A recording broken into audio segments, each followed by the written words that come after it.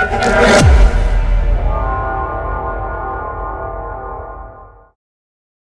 Evelyn, and I'm a geoholic.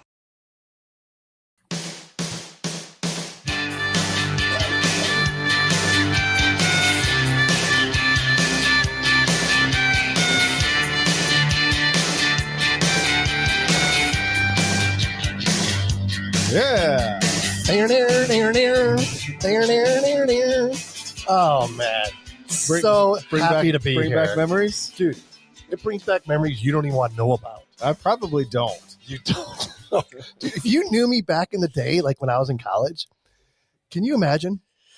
I think we would still be friends. We never would have gotten married, I can tell you that.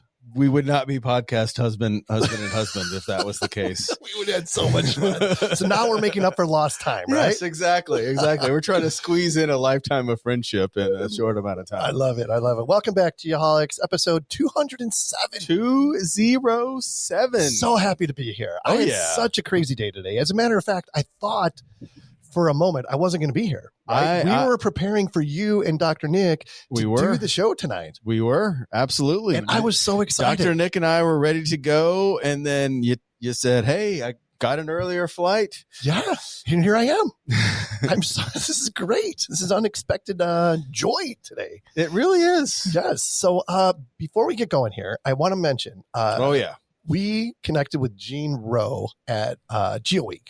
Right? Yep. With LiDAR News. LiDARnews.com. Formed a partnership with those guys now. Mm-hmm. LiDARnews.com, just like Sean said. And thank you to Gene. Thank you to LiDAR News for promoting the Geoholics. And we're going to build a happy life together. There was a very nice article that he put out that was about our show and had some very, probably a little aggressively over complimentary. Once he gets to know us a little better, he may retract on some of those, but it was very nice and well said, and we couldn't be more excited. Thank you, ChatGPT, for that. Clearly AI found a good way to talk about us. But in all seriousness, be sure to check out LiDARnews.com. He's got a weekly newsletter that is so cool. Yeah. And he's agreed, like, if we tell him on Monday who our guests are going to be for the week, in the weekly newsletter, which comes out on Wednesday, which is perfect because we record on Thursdays, he's going to say who's on the show and provide the link for YouTube Live. Oh, yeah. So anybody watching right now as a result of that link that was published this week through LiDAR News, thank you for being here. This is fantastic. Absolutely. And pretty cool. Yeah. So I mentioned Dr. Nick. Dr. Nick's here. How are you, buddy? Hey, how we doing? Doing fantastic. What's new in your world? I think you might have some big news. Your wife may have gotten a better than average job. A job. Yeah, no. I think we're probably going to talk about it. I don't want to, forecast the show, but yeah, she graduated with her PhD in December, so it's been quite a transition. She's super happy and took a job at Texas A&M Corpus Christi. So I think there are two other guests we'll talk to this afternoon or this evening that are now her coworkers. Maybe one's her boss. So, I can't misbehave too much. I'm not drinking too much on the so. Nick, you got to be on your best behavior tonight. I can't say, having got to know Danielle, it's awesome for her. She's a rock star. She's a rock star. 100%. We couldn't be happier. It's well deserved. And you know what? She is also a geoholic. Yeah, I mean, it's like the self-proclaimed. It's like the complete package. If anybody besides me is going to get the geoholics tattoo, it's going to be Danielle. So, okay. I just had this thought. They say, you're not supposed to meet your significant other at an, AA meeting, except, we're both Geoholics Anonymous. I don't know what that really means in the grand scheme of things. Oh, man, that's awesome. Congratulations to her. We enable each other. Absolutely. Yep, that's great. How about you, producer Sean? What's up? You've been busy. Oh, man, it is busy season. And I don't know if we talked about it last week, but got a new puppy at the Faber compound. Louis. His name is Louis. My daughter calls him Lucky Louis, and my wife calls him Lucifer. So that's just kind of how it's. I mean, it's an awesome little rescue puppy birthday present for my soon to be 7-year-old daughter. So bunch of chaos, craziness at the house. What about you? What's new with you? Just really freaking busy right now. Things are crazy in a good way. So excited about that. Today is my oldest daughter, McKenna's birthday. Oh, McKenna is a very special friend of our program. She is indeed. She was actually a unpaid employee for a while. Oh, yeah. She was the glue that held this show together. I was going to say, didn't you do episodes there for a while? I remember recording. McKenna's been on a couple episodes. She has filled in as a co-host. She basically did all of the legwork behind the scenes for us for quite a while. She did, then, she had to get married and have her own life. But God, I thought you were going to say having kids. Hold on a second. But happy birthday, McKenna. You do know how life works, right? I know how everything works. Yes. But happy birthday to her. Absolutely. We'll be celebrating this weekend. By the time she hears this, it'll be 3 weeks later. But whatever. It doesn't matter. Fine. We acknowledge it. What are you doing for a birthday? What are we doing? We're going to Trevor's, as a matter of fact, on Sunday to celebrate her birthday. Oh, really? Yep. I'm sure there'll be other things between now and then that happens, just sporadically, or there'll be stories, I'm sure. Okay. Always is. Well, if she likes Peter Piper Pizza, just saying, Evelyn's birthday is this weekend. It is. We may be over there. How old is Evelyn going to be? She is going to be 7 years old. 7 going on 15. Oh, man. She is an adult already. Yes. She's, speaking of rock stars, she is a rock star as well. Apparently that skips a generation in the Faber household, that adulthood thing.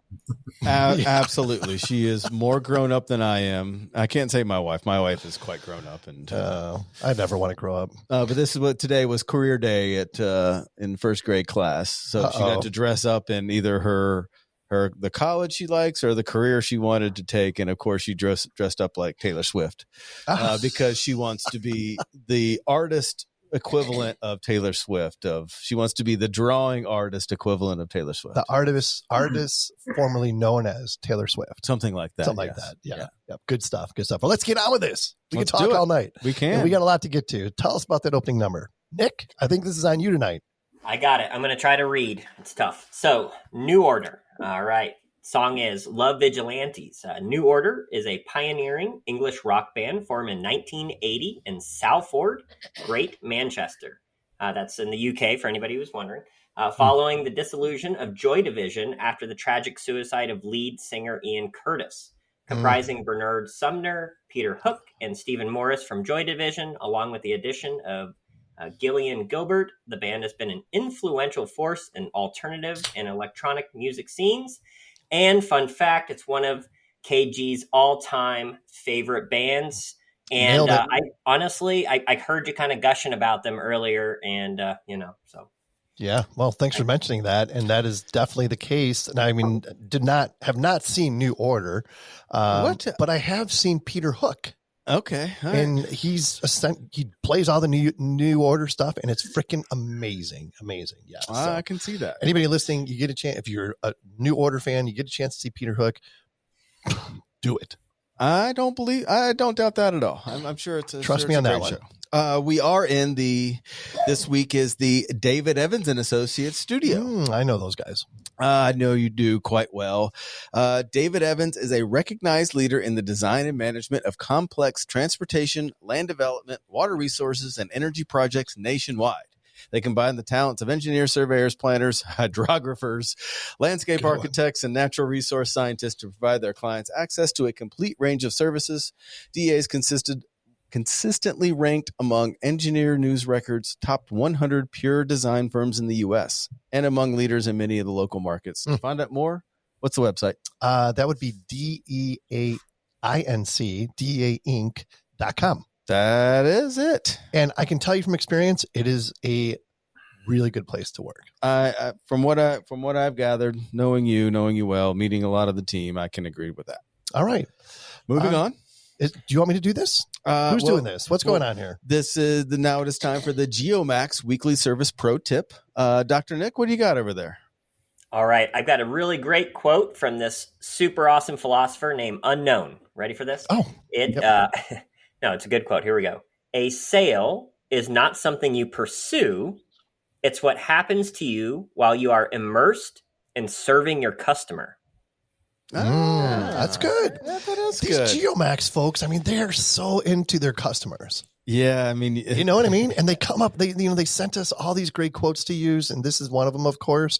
And if you're listening, you got to go to geomax-positioning.com to check out everything these guys got going. I got to admit, I was a little skeptical when they wanted to sponsor this segment. And so far, everything they've sent has been spot on 100%. and quality stuff. Yep. Great people. And let them know you're a Geoholic for the deep the discounts. Geoholics discounts. Yes. Moving on. Next up is the job posting job GeoSearch spotlight by GeoSearch. Job of the week. The GeoSearch job of the week. This week, GeoSearch is seeking a project surveyor in Aurora, Illinois.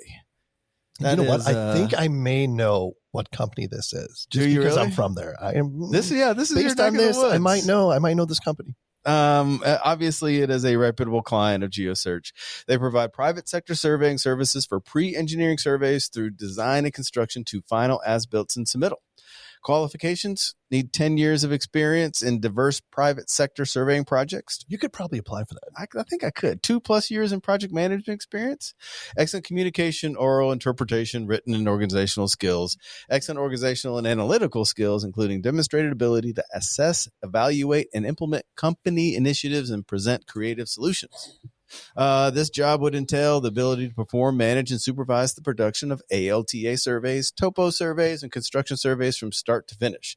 Complete projects on time and within budgets. That'd be new to you, Kent, but maintain a good relationship with clients and staff, communicate closely with other disciplines and or sub-consultants, and develop, maintain, and enhance relationships with existing clients. And that previous quote is right in there with the existing client. Isn't that amazing how things just align like that? It's like it's planned. I have no idea. I know. To find out more, go to geosearch.com, hit the search button, look for Project Surveyor or Illinois. You'll find it all. Yeah. Tons of great opportunities out there. Absolutely. Let's get our guests in here. This week, of course, our guests are brought to you by Airworks. Visit airworks.io to check out everything they're doing. Exactly. Why are you looking at me weird? I'm just surprised that you're here. Oh, I feel like he's snooping on us, Shug. I thought Dr. Nick and I had a whole thing. We did not expect you to be here. Then why were you so happy when I walked in? Well, I could just relax a little bit after minute 13. All right, here we go. Let's get our guests in here. We got Rick Smith and Philippe Tissot with us, and I'm going to let them introduce themselves. And really what I want you guys to do, just name kind of who you're with, what you do. And this week we'll go with your first car. Philippe, why don't you go first? I'm Philippe Tissot. I'm at the Conrad Butcher Institute, chair for coastal artificial intelligence. So for a long time, I've worked on research in artificial intelligence and coastal processes. I'm originally from Switzerland. I'm an Aggie also, graduate from Texas A&M College Station. And my first car was a Renault 5 little blue car that I think I paid less than $5,000 at the time. I love it. I remember the Renault. Did you ever see them? No, you're probably too young for that. No, I don't know what that is, but I'm guessing it's a manual transmission, and for sure, and it could fit in a doorway in the U.S. Pretty much. Pretty much. How about you, Rick? Yeah, so my name's Rick Smith. I'm the executive director of the Conrad Butcher Institute for Surveying and Science, which is housed at Texas A&M University Corpus Christi, and I help direct the Research Institute and really provide an infrastructure for the research scientists to go follow their passion and do a lot of fun, impactful research. Let's see here. First car was a 1989 Ford Ranger manual in primer color. Oh, primer color. Primer color. Primer. Yes. People like try to make that color now, right? Like they want their cars to look like their primer color. I'm sure they pay a lot to get primer they matte buy color. These $60,000 cars and get them wrapped in primer color. Yeah, or you can just go to Home Depot and get 17 cans of primer and spray paint it. or just let it sit out in the hot Texas sun every day for a couple of years, and you'll get there. And then you'll get there too. That's awesome. Good stuff, guys. Thank you for being here. Real quick, I got to ask, Dr. Nick, what was your first car? I don't think I've ever heard it. A white S10, 2-door, stick shift. And I was super duper cool. And I put a 10-inch subwoofer into the cab, so there was literally no room. You couldn't even sit in the chair because the subwoofer was more important than space. You gotta have the right vibe on your music. And did it have was it an extended cab or was it a single cab? No, single cab. So I'm saying it was. Where did you put a subwoofer in a single cab? I had a little truck box. Yeah, it was under the seat. Oh my God, that's freaking hilarious. All right, let's get on with this. So I am so curious. Here in Phoenix, the Beer Research Institute is one of my favorite breweries. Oh, really? So that's what I'm thinking a research institute is. Maybe I am misled. Something tells me that these guys do a little bit different kind of research than you're accustomed to. Different, but the same probably, right? I'm sure it's on the same level. Let's find out. What is a research institute? And Philippe, I'm going to let you go first. Research Institute. So Research Institute regroups scientists and also administrators, technicians, and we have a common goal to push science, engineering in a certain field. And so we're pushing the science, inventing new stuff, better understanding our field, and at the same time, we're also training the next generation of scientists and engineers. And the Blucher Institute is very intentionally having a very sort of integrated institute with lots of students and lots of folks, and it's a great environment. So interesting. Rick, do you have anything to add to that? Yeah. I think the question we often get is, because we're not an academic unit, but we're on a university campus. So we're nonprofit, research. So a way I usually like to try to describe it is, we're sort of like a research business, so to speak, right? We're grouped around an affinity of measurement and science. And everyone at the Institute, is funded 100% by research grants, right? So we really, love working with sponsors, bring in research grants, help them solve problems. And it's kind of unique, right? It's not like we're professors, necessarily all of us in a college doing what you would think they would do, right? So, group at a university, of course, but, really in the business of doing research and science. Fair enough. How long has the Conrad Blucher Institute been around? So 1987, so 36 years. Wow. So we were the first research institute at Texas A&M Corpus Christi. And it was an endowment from Conrad Blucher. It's been quite the ride. I first started working with the Institute as a student, and I think the year 2000. And Philippe, you've been around the halls for quite some time as well, right? 1999, just a year before. Yeah. Wow. So he's been partying. He's been partying at CBI since 1999. Love it. Who's Conrad Blucher? Yeah, great question. So Conrad Blucher was the county surveyor in South Texas, land surveyor, engineer, and his father, Charles von Blucher, was the county surveyor ahead of him. And his father, Felix von Blucher, was the county surveyor ahead of him. In fact, Felix von Blucher came to the United States in 1849 with his wife. Later went and married his wife, Maria von Blucher, and immigrated to the U.S. and really helped settle the region. And pretty cool family. Felix's great uncle was Field Marshal von Blucher, who defeated Napoleon at Waterloo. His wife studied piano under Franz Liszt. Really incredible family. Felix spoke 5 languages, with military. And so really 100 years worth of surveying in this Blucher family, almost uninterrupted. And the other thing I'll mention, what especially is really cool, is the family really focused on education and keeping really good records. In fact, the first librarian in Corpus Christi was a Blucher. And so they donated their entire survey collection to the library here on campus. So we have 100 years of unbroken survey records, field books, job folders, maps, everything in our special collections. And those of you surveyors know how incredibly important that is. And and a few years ago, we digitized all of it and put it online. Nice. So anyway, that is amazing. That is so cool. Amazing family. Yeah. And is that available to the public then, those records? It is freely available to the public. It's in the Texas Digital Library. And the reason why we chose that is we're part of the consortium, the university, and they have like a 200-year plan or something like that to keep them available. So it's just an amazing resource. But I will say, coming and visiting it in person, there's something about, holding these old field books and looking at what they were drawing around the campfire when they were just passing time. And yes, apparently the mosquitoes were just as bad back then. And then you can tell there were some male surveyors, because like they had their grocery list. And it was like meat, onions, and whiskey. Like that was it, right? So yeah, typical surveyor.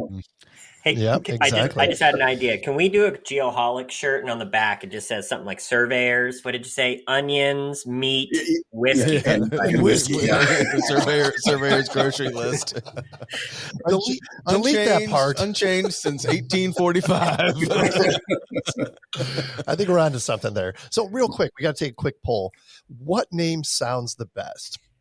Dr. Nick von Smolovsky, producer Sean von Faber, or what am I? Kent von Groh? Kent von Grokowalski. That's a tough one. I think Dr. Nick von Smolovsky is it just rolls off the tongue. I love it. Real quick, before we keep going on here, I gotta ask Philippe. You said in your bio that it's coastal AI. You gotta tell me. I mean, is this like predicting when the house in California is going to fall into the ocean? Is that kind of how it goes, or what is? Give me a little bit more about what that is. Yeah, that's kind of the kind of things we're interested in. We do more like short-term predictions. We have models to predict when you're going to get inundated, how high the water is going to go, when there's going to be coastal fog, when there's going to be a cold stunning event for sea turtles and fisheries, some of them operational. And we do also modeling a little long-term that tells you, how fast the sea levels are rising and how that's going to change the frequency of inundation. And we're using AI we've been using AI since 1999 to try to boost. Come on. So you were an early adopter. There's no doubt about that. It sounds like he's more of not an adopter, but a creator, a pioneer. Yes. AI pioneer. And it was not popular. It was really funny because we would hide the word artificial intelligence. It's such a contrast. At the time when you sent a proposal, one of the first proposal I sent, my mentor told me, Philippe, this is pretty good stuff, but you really shouldn't say the word, artificial intelligence. So we scratched that off and it became generalized nonlinear regression. Oh, get a better chance. AI sounds so much better. AI sounds so much better. I would like to see when like Terminator 2 came out comparatively to that time. We could do a correlative analysis. T2 changed everything. But I've had the blessing to actually have been at the Institute, and I got to meet Philip and Rick, and you guys you took me around and showed me all the different stuff. Maybe you could, along with the AI conversation, talk a little bit more about what CBI does in terms of all the sensors and the data you're collecting. I mean, you guys are doing, the stuff with the gravity and the NGS and oh my goodness, wait till you got, it's some solid, nerdy, amazing stuff. So yeah, if you don't mind, tell everybody. Yeah, maybe I'll start, Philippe, with the data, and then it's all about data, right? I think we all know that, and the Blucher Institute has a real rich history of sensing data long term. So the project we're most well known for, and the project that's been running for I think 35 of the 36 years in which the institute's existed, is the Texas Coastal Ocean Observation Network. So really it was a series of tide gauges installed up and down the Texas coast between Mexico and Louisiana, and where we receive tidal information every 6 minutes. And we have been continuously, for 35 years. Wow. Or thereabouts. And now today it's expanded. So we have 88 stations up and down the coast that collect things like wind speed, direction, water temperature, wave heights, water depth, salinity, turbidity. It just goes on. And we get near real-time feeds of that. And it goes into our data center, and we do things that are related to tidal. We do NOAA standards, and we pass all that along to NOAA so that way they can publish it. And the question people usually ask us is, well, what do a bunch of geo nerds care about water level? Well, it's really about the littoral boundary of Texas, right? The littoral boundary of Texas, the water boundary of Texas is mean, high water, and lower. So in order for us to know that, we have to measure the water levels for about 19 years, which is a gravitational kind of reset between the moon and the earth. And we have that, right? That's been achieved. So it's really important that we have sustained collection of the data. Other things, we have several drones, a lot of, running LiDAR, really making sure it's positionally accurate with proper ground control. Let's see here. It kind of goes on, and I don't want to drone on it, but I would say, so we have these rich data sets that we're collecting and producing. And then so that really kind of naturally feeds into a lot of work like Philippe's group is doing, right? Is you have this massive data set, which of course is for one purpose, but it can be used for many other scientific needs. And so Philippe, will kind of kick it over to you to say, okay, so now we've been collecting all this data from all these sensors, and then several use. So the first comment before going back to AI, of course, but the first comment I say is that if you have a discussion on the future of the coast, a big question is, well, how fast is the water rising? And, in 15, 30 years, 50 years, especially if you're going to spend a lot of money with infrastructure, how high is the water going to be? How often am I going to get inundated? Is spending a little more money going to buy me another 20, 30 years? And to do that, you need to measure. I think the geoholics will know what the concept of land subsidence is. And if you're right along the coast, right now we have a sea level rise of about 3.4 millimeters. But the land subsidence can add up to 10 millimeters to that. So if you're worried about sea level rise, 3 times as much can come from land subsidence, depending on the geology. So that's the first thing. If you got the measurements, that kind of stops a lot of discussions. What if? And then everybody can get on the same table. And then we say, all right, this is how the relative sea level rise is rising. What are we going to do about it? How do we plan? How do we invest, etc. So that's and then for measurements, that's just awesome. The other part is that once you have all these measurements, then there's the new methods like artificial intelligence. What does artificial intelligence need? Well, lots of data. And so that's how in 1999 we decided to do that. And so it was essential for us. Both the CBI had probably one of the most advanced web-based environmental data distribution platform in the world at the time, and we had lots of data, so that was the perfect place to start doing environmental AI, coastal AI. So I got to ask. You one got thing. something? Oh yeah, just because I'm curious on the interaction between the two of you, and it sounds like Rick, you're more on the data collection side, and Philippe, you're on this is what we may be able to know or learn from that. Who's it? Rick, are you giving Philippe more data than he can do anything with? Or Philippe, are you asking for more data to do more stuff with? I'll let Rick answer, but I am always asking for more data. There we go. I knew that was coming. Unquenching thirst for data, right? With the caveat, right, of it's got to be good data, right? And that's really the key, which is why we really focus on, we've got to follow the standards. It's, we have 2 full-time field crews that travel 3 out of every 4 weeks up and down the Texas coast, maintaining all these sensors, right? Wow. The water, the salt water eats these things alive. So it is, it's not just putting a sensor in the water and saying, well, I'll see it in 5 years, right? No, we need to see it quite often. So I think it's, having the infrastructure, having the know-how to produce it is really the key.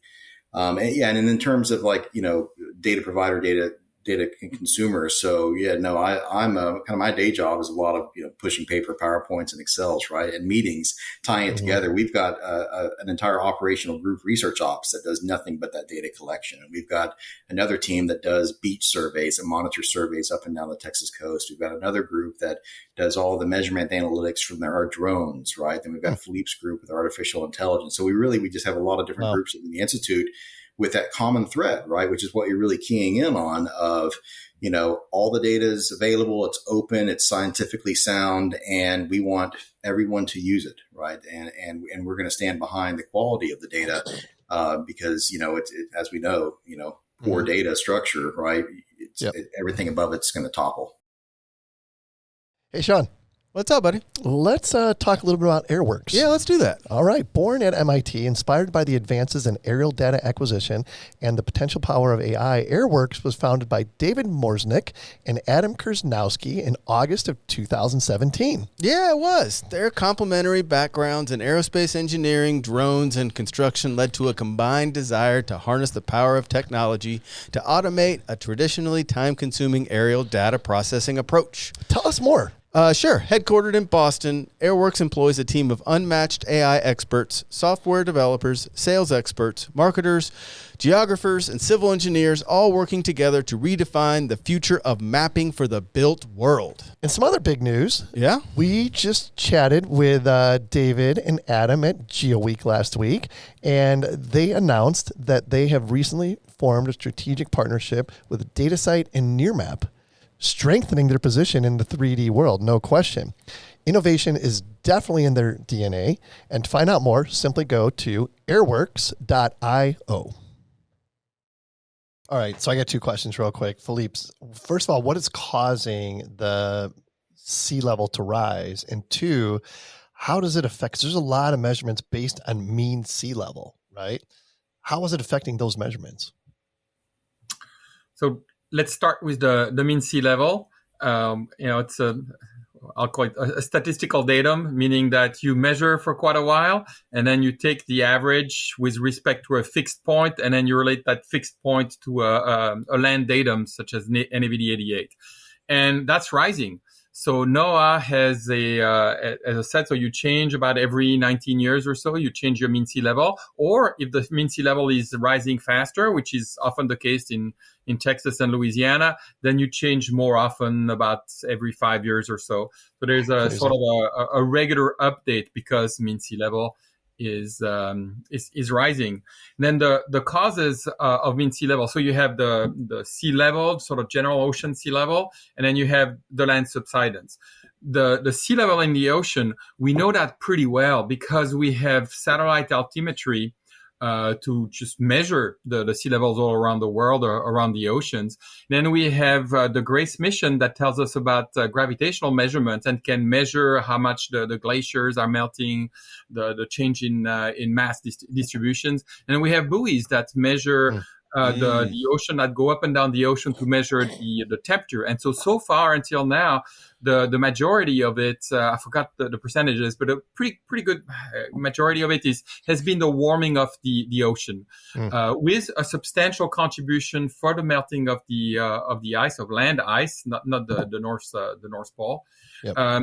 And then also some contribution from groundwater and a few other things. But really, number one, the thermal expansion of the water, and then the ice. And then when we look at the next 50 years, it's reversed. Now the driver is going to be how fast the ice is melting.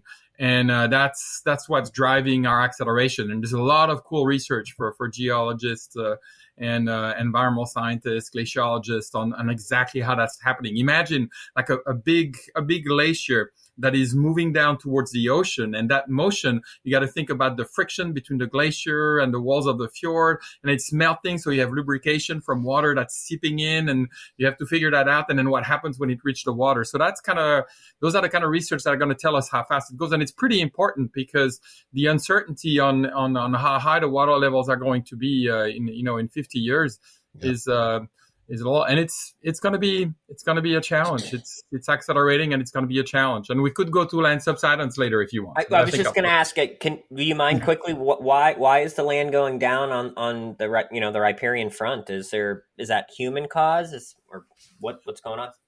Or is that a result of the water level going up? That's a combination, right? Like if it pulls out groundwater, then does it subside? Yeah. So that's a big one. What you just said, the fluid extractions, either groundwater for drinking water, like Houston is something, and Houston, the Houston Galveston Subsidence District is doing a really good job of measuring it, planning it. We just had a symposium a few weeks where we talked about it. So it's happening. We know about it. We're measuring it. There's also oil and gas extraction, also a fluid, also contributing to it. And then you have natural factors. You have geology, like growth fault. You have the compaction of the land, depending on where you are, if you're on a former riverbed, and a little bit of plate tectonic also, or at least where we live around Texas, maybe millimeters per year. And so you gotta combine those. The big ones in Louisiana and Texas will usually be due to groundwater, fluid extraction, groundwater, oil and gas extraction, or growth faults also. So a combination. And the need is, let's measure it. We got to measure it. So we go back to, getting good data, good quality measurements, which makes the planning, long-term planning, and the investments, there's not going to be enough money to go around to make all those resiliency investments. And so you want to make the right one, and you want good data and good measurements. I want to circle back with Rick on the effect that gravity has on all this. And oh man, Sean and I are essentially gravity experts at this point. Do you guys know Galen Scott? Yes. All right. So we got to meet and have a conversation with Galen at GeoWeek. Yes, we did. And it still blows my mind. Still blows my mind from that conversation. He was trying to give us an education on gravity and the effect that it plays. It was amazing. It was amazing, and I still don't think he was able to dumb it down enough for us to really grasp. Yeah. Go ahead. Yeah. So Rick, talk a little bit about that. What effect does gravity play on all this? Right. So did Galen do his one-armed fisherman explanation? Yes. He did. Yes, he did. So I have to say, whoever can explain like the geoid and gravity should be the next MacArthur Genius Award winner to the public, right? I think, particularly in the classroom, it's one of the more difficult, discussions and things you have to explain as well. Okay, imagine there's the earth and there's no land and you just have water. Right. There's your global mean sea level, and it's not smooth. It's not ellipse. It's, it undulates due to the different densities and the like. So and it bulges, right? Yeah, because of the centrifugal spin. And so it's just, what's great about that is and we were talking about our daughter about it the other day, because she's hopefully going to be a future, geospatial professional, right? But even with her, like, hey, getting that concept through is challenging. But I think once people grab it, right, it really starts to resonate with them a little bit of, oh, okay, so we need a zero, right? Because then you throw the word datum in there, and then just, oh man, all bets are off, right? Well, what is a datum? So we really find it useful to explain, okay, global mean sea level, we've got the gravity, right? It's going to be different densities. It's going to pull at different levels, and that's going to affect the earth in different ways. And so in terms of effect, with subsidence, I mean, that's, frankly, a little bit out of my depth in terms of, where it goes. That's, groundwater extraction, resource extraction for sure makes a difference. And I'm sure there's been gravity.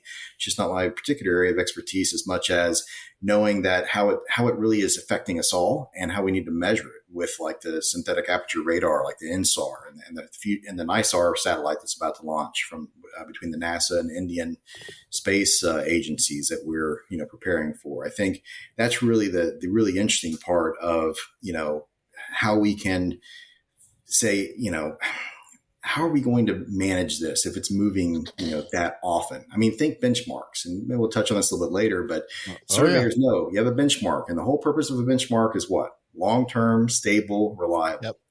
What if it's sinking? Yeah. Right. We know it's moving, right?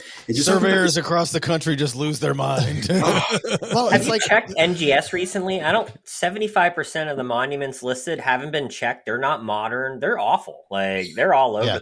I mean, they're not good these days. Like, be careful. Yeah. Yeah. And because everything, what it boils down to is everything is constantly moving, right? So that published elevation is a snapshot of time. Yes. And that's just, it's, thinking back to when we were in elementary or junior high, thinking about plate tectonics and things are moving, right? It's like, it's so hard to grapple with that. Like, okay, fine. But then now that we can actually measure it and we can see it and we can track it, I think it's an opportunity for us to really help people understand that, these things are moving. But it's certainly like with most things, you start measuring something, now you're starting to see, oh, that's a problem. Yeah. Right? Like, oh man, what was it? NGS had suppressed all but 8 benchmarks for vertical heights in the Houston Galveston area due to subsidence and things that had changed. Now, we recently did a massive campaign with some partners in the NGS to update, I think it was around 400 of them that finally got blue booked recently.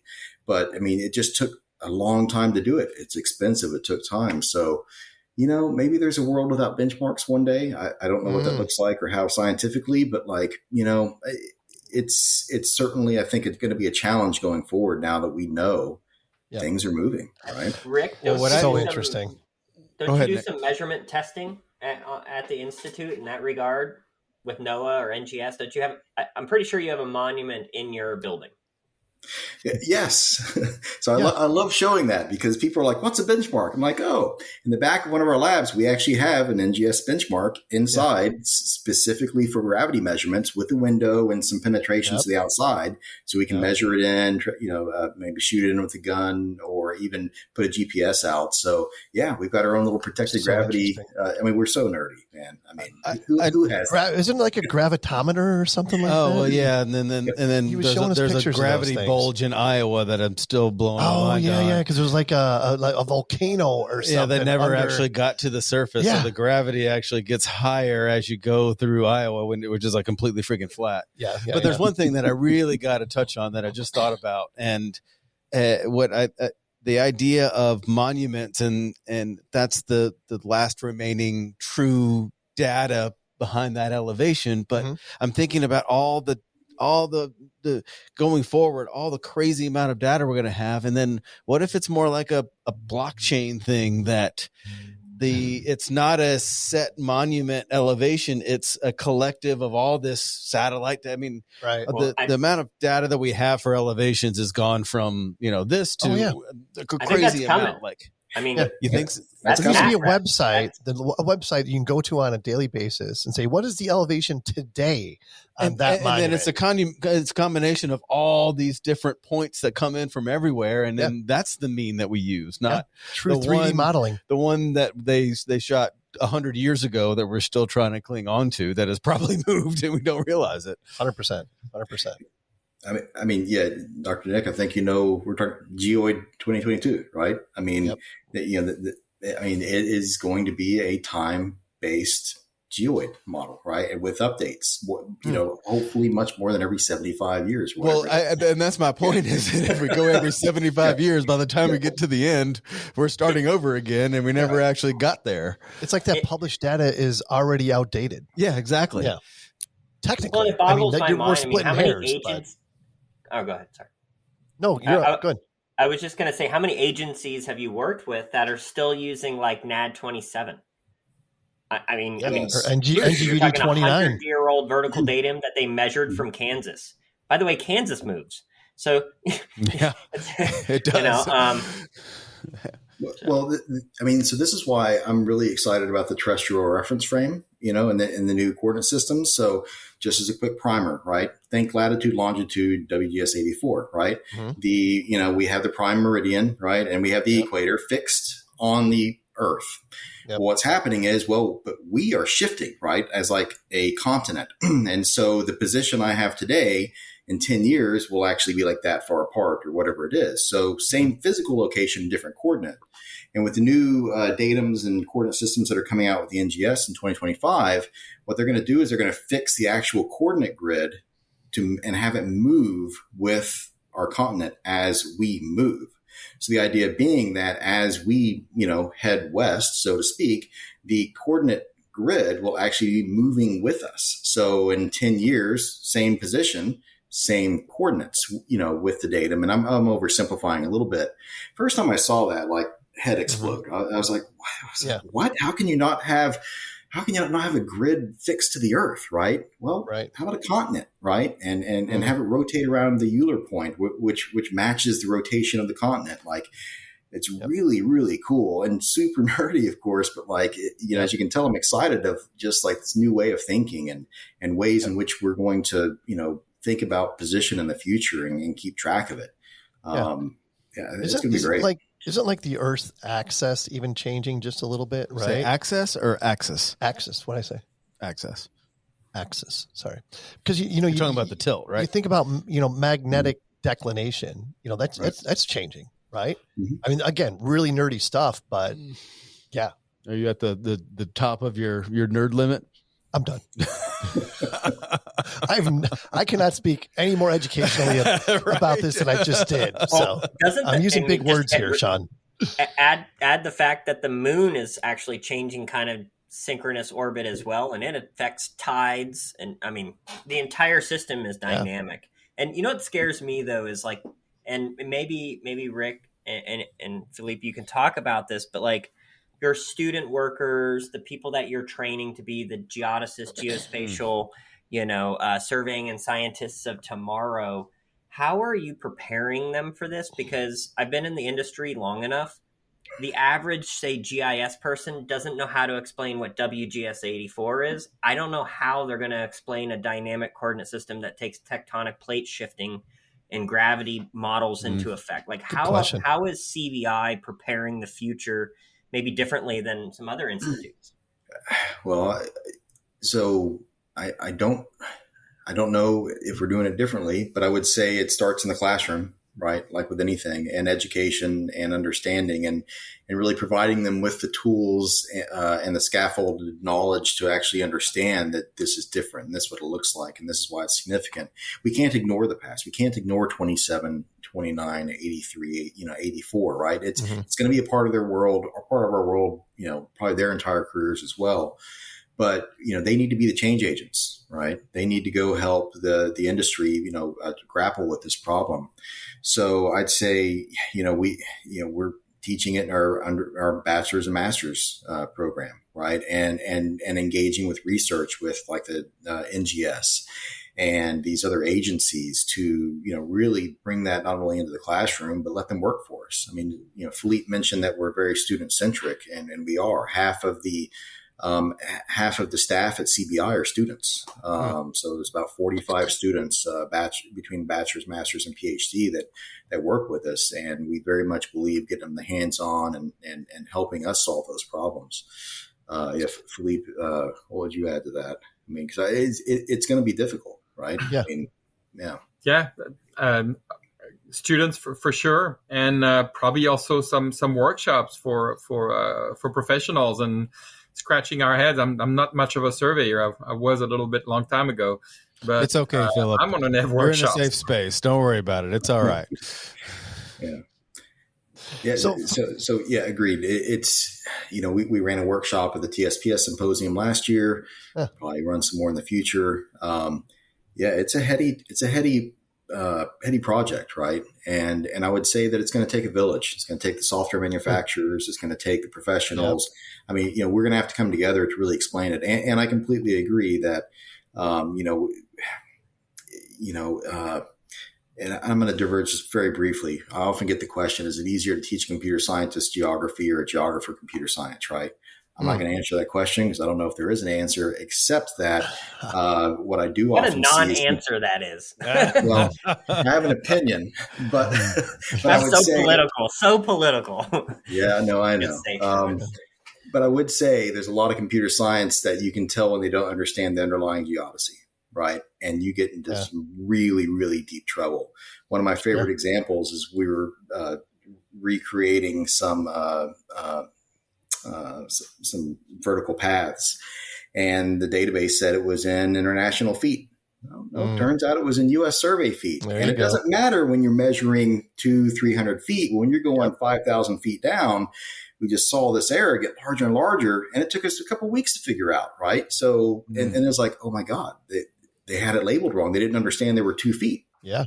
Keeps you up at night for sure. So Philippe, talk a little bit about maybe the key initiatives or recent breakthroughs that CBI is focusing on right now. I'll say a couple of things, and I'll let Rick also describe it more broadly. I think on the AI and the coastal sides, we just submitted a paper on the concept of a tide gauge, but for days where we have a lot more coastal inundation, because our forefathers smartly built stuff along the coast with a bit of a buffer from the water, and we talked about sea level rising. Well, the buffer is kind of gone, and so we're going to have a lot more coastal inundation. And so we've developed the methods where we observe the beach with fixed cameras. From the fixed cameras, we can extract the position of we call it the wet-dry shoreline, the difference between the sand being dry and the sand being wet. That's also called the total water level, meaning not just the average water level at the tide gauge, but you also include the run-up, how far the waves are pushing the water up your beach. And you need to know that, because that's where you get wet rather than the average water level. And we're using AI in a number of parts of this project, including predicting how the total water level. So the paper was just submitted today, and we love that concept. And other concepts in our lab, it's other concept of really using AI to build more resilient, taking advantage of first the institute's knowledge in surveying drones, etc., then the large amounts of data, and making it to good use, such that we build tools, predictive, short-term, long-term, to really tackle, help decision makers to make better decision for the coast in climate change and sea level rise. That's on my side. I know, Rick, you get the bigger picture of the institute. Hang on a second, Rick. We may have to pause. It says here that you have ran out of storage. Interesting. And it says avoid incognito mode. On my on our side, we're you hear about ChatGPT. Sure. And behind the ChatGPT, there's something called the transformer type model. So we're really testing the transformers on how to make better predictions for all sorts of coastal processes, and trying to better understand how they work. AI is a bit of an experimental science also, where you constantly, rapidly have new methods, and the things that make a big difference. The data. The data is just so important. You can't go around the data. If the big mistakes in AI, most of them, I bet, are going to be centered in around the data, and not having the proper data, and not wanting the AI make things, predict things that are outside of the data set and things like that.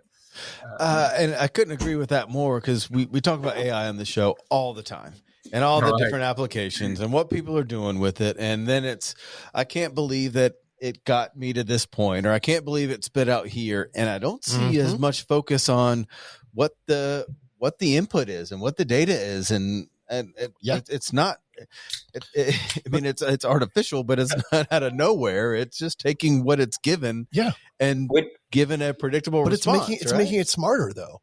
All this input that we're giving is making it smarter. Are you in the Elon Musk camp or the Sam Altman camp? Should it be open source or should it be for profit? You guys see that? Elon sued OpenAI for a whole bunch of money because he thinks it all should be open source. Interesting. Although I think he sued because originally OpenAI was supposed to be open source. And then they went from, non-profit open source to very much for-profit. $86 billion, I think they're worth right now. Something. Wow. Wow. Why didn't we think of that? Again, doctors, not doctors. So real quick, before we get back online, holy cow. If Ethereum and Bitcoin, I don't know if you guys are watching cryptocurrency. You mentioned blockchain. Millionaires are getting made right now. It's crazy. No way. Yeah, it's going nuts. Really? Wow. See, I wasn't that smart either to buy that stuff. Yeah, but you also wouldn't be smart enough to sell it when you should, because it'll probably come back down at some point, and you'll be the sucker that did get in but then didn't get out and back where you started. Yep. If somebody's making $1 million, that means 999,000 people are not making $1 million. Hate to tell you guys, but we're all one of those. Yeah, no doubt. Let's get us back on track here, Kent. Where do you want to go next? Talk about the different collaborations you guys are involved with other entities. Yeah, nice. Yeah. So, we love collaborating. In fact, it's one of the, I think, strengths and weaknesses of the Institute a little bit, because, everyone has to have an elevator pitch. And I always joke, my elevator pitch requires a trip to the top of the Empire State Building, because we really just are a group of people that are passionate about research with the common thread of high quality and accurate measurement data, right? And sustained. And so, we've got research scientists from all different areas, students from, all different areas. We have music majors, history majors, education majors, geospatial majors, engineering majors, computer science majors, really just attacking all these problems from many different ways. And so even just within the Institute, that really, I think, encourages a lot of, cross collaboration and discussion, which is just so rich and fun to hear the different viewpoints.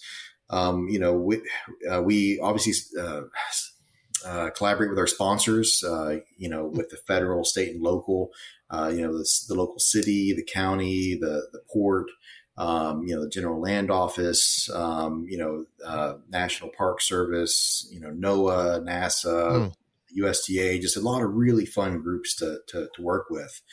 Internationally, we do some, and I think I'll kick it over to Philippe, because it's part of AI2ES and the like. I know there were some recent, trips, and we had students go overseas for some research projects I thought was really, really cool. Yes, I'll talk about AI2ES a little bit, because that's a super cool collaboration. In terms of international collaboration, thanks to this AI2ES, which I will describe, we had a student spend the summer in Spain with folks from AI for Oceans to research how to make multi-year predictions of water levels. We've had this fall a colleague, Dr. King, and a student, Evan Krell, who spent some time in New Zealand. Very jealous of that, to the University of Dunedin and also Auckland, to look at visualization, extreme events, machine learning applied to extreme events. And that's all part of something called AI2ES or AI2ES.org. And that's one of our many claims to fame at CBI, because we were really early on the AI. We were part of a team that proposed for a brand new National Science Foundation AI Institute. So we were co-PI, CBI was co-PI of one of the 5 inaugural National Science Foundation Artificial Intelligence Institutes. That was very, very cool. It was announced you mean non-linear aggression something? Yes, indeed. There it is. we will not hire you for our PR, but for anything nerdy, you joined the nerd club and the modelers. That's awesome. You're gonna fit right at home. Yeah, you know what's funny? These guys are focused on the rise and fall of the ocean. We're worried about how fast our bottle of mezcal goes down. I mean, there should be some historical data on. We should track show episodes versus mezcal bottle. We'll create our own datum. Yeah, well, it definitely changes. I can tell you that. Well, I'm going to serve up a softball here, because I know, Kent, this is going to have a special place in your heart. And Rick, this is for you, but talk to our listeners about Certified Survey Technician, the CST program, and how CBI supports the CST, because Kent and I, many a moons ago, were working with that heavily in Arizona. Maybe you can tell our listeners all about that. Yeah. So I'm so excited about the CST program. I think it's long overdue that it is in our industry, and the uptake that I've been seeing with the certified survey techs, even within the companies and promoting it and really working with their colleagues to go after the certification is fantastic.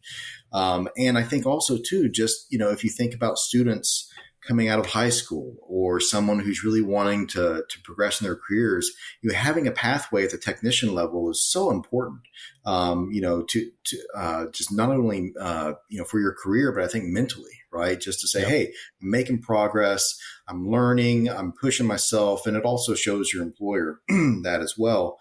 So, the thing that I think it's a great program, I'm all for it. And where that wraps into where I think we're at at least in Texas, a once in a career opportunity is, how do we change the conversation at dinner tables where the parents are saying, okay, you're about to go to high school or college, and I want you to be a doctor, a lawyer, or an engineer. And I want them to say land surveyor and geospatial engineer after that, right? That's the goal. And the key to that is getting it taught in high schools. Yep. And we actually 15 years ago, had GIS taught at a local high school.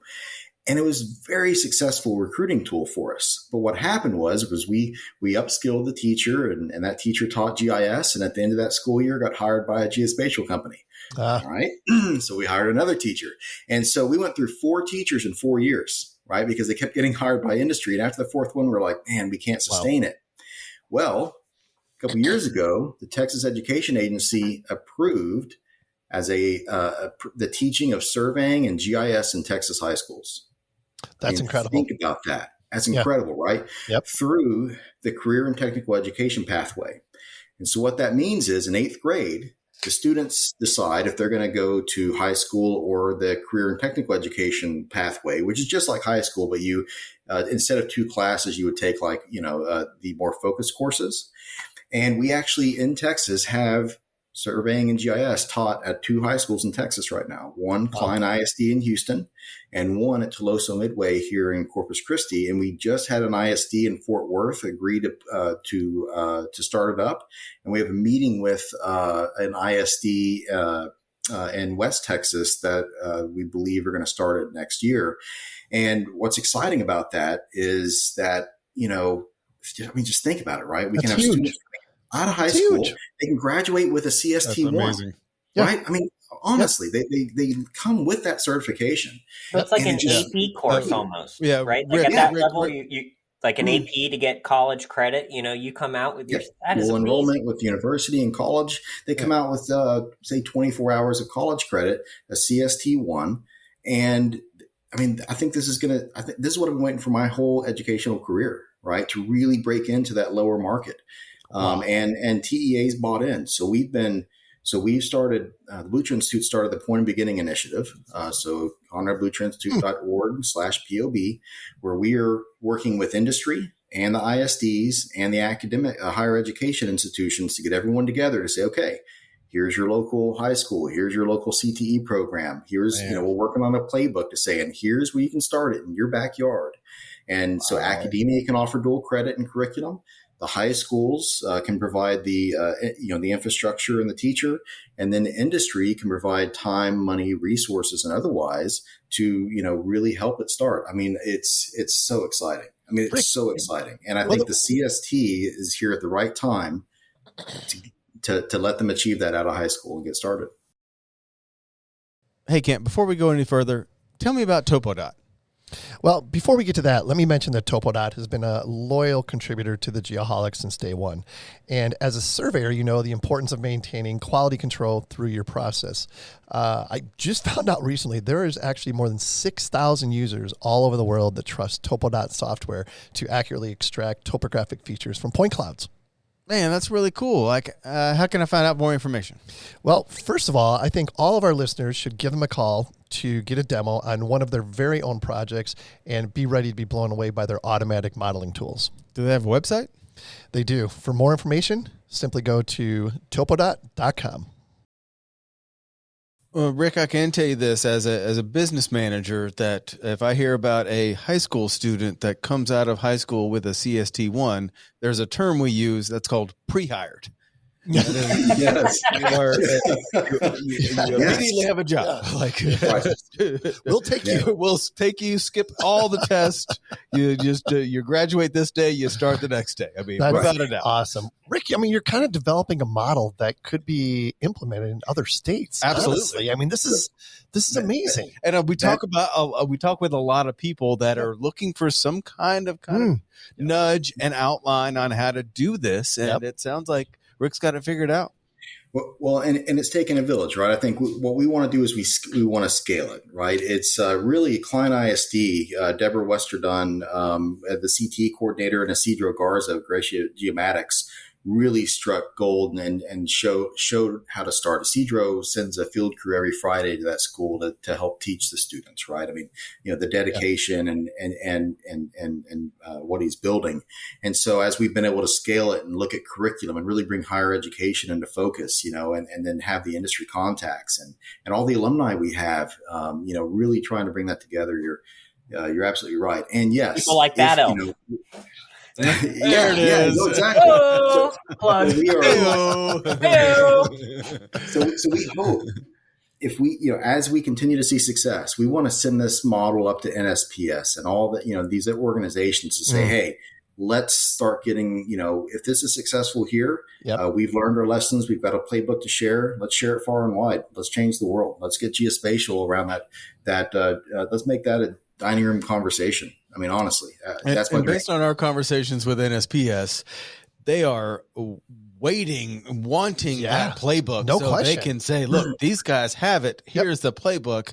Go and do it." And everyone else. I mean, it seems like it's a demand want kind of thing going on. 100%. I mean, Rick mentioned it a couple of different times. It takes a village, right? I mean, this isn't going to be done just by NSPS. It's not going to be done just by this entity.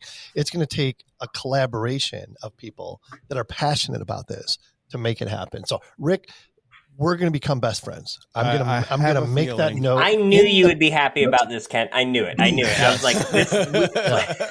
And Nick, thank you for raising that question, because you know how passionate I am about CST. So that was phenomenal. I really appreciate that. You are going to be doing you're proctoring a CST. Yeah. I'm a proctor here in Arizona. So, people come to me to proctor the CST exam, and I promote it, of course. But coming up in a couple of weeks. Yeah. Proctoring exam, and pretty much putting the whole office through it. Yeah, for sure. Why not? Right? Yeah, I mean, exactly. It's great. I mean, why not get those credentials? It doesn't make any sense not to. By the way, did you want to be paid for that exercise? Bottle of mezcal. Oh, consider it done. Not that cheap mezcal you buy. Wait a minute. Okay. Wait. It's meat. What was it? Meat something. It's not whiskey. Onions and mezcal. Onions, whiskey, maybe mezcal. Yeah, exactly. I think Nick's onto something there. I think he is. Yeah. Didn't he just volunteer to set up the Geoholic store, as a matter of fact? I think he did, yes. Perfect. This is great timing. Yes, great timing. Philippe, you jump in here. What are you excited about moving forward? Well, for us, it's basically AI in the coast, new technologies. Our students, I'm so impressed by our group of students, and they've been doing phenomenal, winning national competitions, pushing the boundaries, submitting papers, and I gotta have to try to run fast to catch up to them, or not go too far behind. Right. And so really getting them through the steps, seeing how they progress, and all progressing together and trying to understand the new technologies, the new method, and what's going to happen. The world in technology wise, this is in my lifetime. We just entered maybe the fastest changing technology climate. I think it's faster than the internet. It's faster than the PC. It's just a little frightening at times, but it's, phenomenally interesting. It's kind of like the next industrial revolution, right? Yep. In a lot of ways, but it just at a much higher level. Oh, I think we haven't even realized it yet. No, we haven't even talked about quantum computing, where they've finally had sustainable quantum computing. Well, it's sustainable, right? Like, Interesting. I can't get it in this guy yet, so I thought that had it. No, your new laptop doesn't have quantum in it. No, there's got to be like a huge like air conditioner that just blows air through this thing. You've been talking about this laptop for 3 weeks. It doesn't even have quantum. Dude, that hamster in that laptop died years ago. Yeah, exactly. Yeah. How about you, Rick? What are you excited about? Piggybacking on that a little bit, I feel like I was either born too early or too late, depending on what we're looking at, right? Yep. I feel like I was born a little bit too late, right? Because I wasn't there at the dawn of the personal computer necessarily. Oh man, I could have really gotten in ground floor on the internet. Maybe a little bit too early as well because of everything that's coming, right? I want to see what it looks like in 100 years. I'm so excited. But I will say, I think we are right now living through the next big thing, right? So I think in retrospect, I think I'll hopefully appreciate that, like, I was here when, the AI became, a part of the landscape broadly. So, I'm excited about that. And of course, having GIS and surveying taught in high schools. I mean, I cannot stress enough this. We've been dreaming of this our entire careers, and I think it's going to crack the nut and really bring, geospatial knowledge, pushing it down further into the 9 through 12 is just fantastic. As Americans, we get made fun of quite often for lack of geography knowledge, right? Yep. So let's, maybe in a little way, this will also fight that a little bit, right? I'm excited about those two things. I'd say I'm finally living through a revolution. that I'm, that I can understand. Totally agree. You guys are awesome. Rick, I got to say this before I ask this last question. You do realize you checked almost all the boxes of the Geoholics. We're talking about. He's the next co-host. What are you talking about? The technology. Hey! I just lost my CST in the high schools. I mean, if you have listened to all 207 episodes, you really hit the nail on the head in an hour. So if he gets my job, I'm going to be so freaking mad because he went to Georgia and I'm a Gator, so like a bulldog taking the Gator's job, Oh man, Nick, your job is secure just because of your wife and how much we pay you. Hey, so do you see why my wife is so expensive? Yeah, how much you pay me?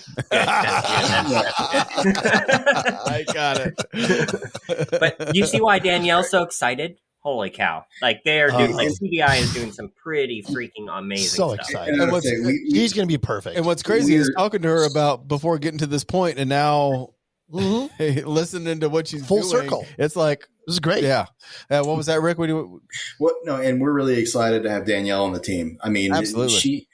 She has hit the ground running. And like I mentioned earlier, we are a collection of people that are passionate and she is just so driven and hit the ground running. So like Philippe said, he's chasing students. Danielle's already, really blazing a path, and particularly with the NSAR and ISAR work, man, there's so many applications. It's unbelievable. It just fits us so well. That sounds like a great fit. All right, guys, I have one last question. I'll start with Rick, and then Philippe, you can finish it off. Before you ask that question, I got to say we have to have these guys back because there's so much we haven't touched on that I want to talk about. So we'll do it again. Oh, absolutely. Yep, that'd be great. Last thing, Rick, do you have a mantra that you live by?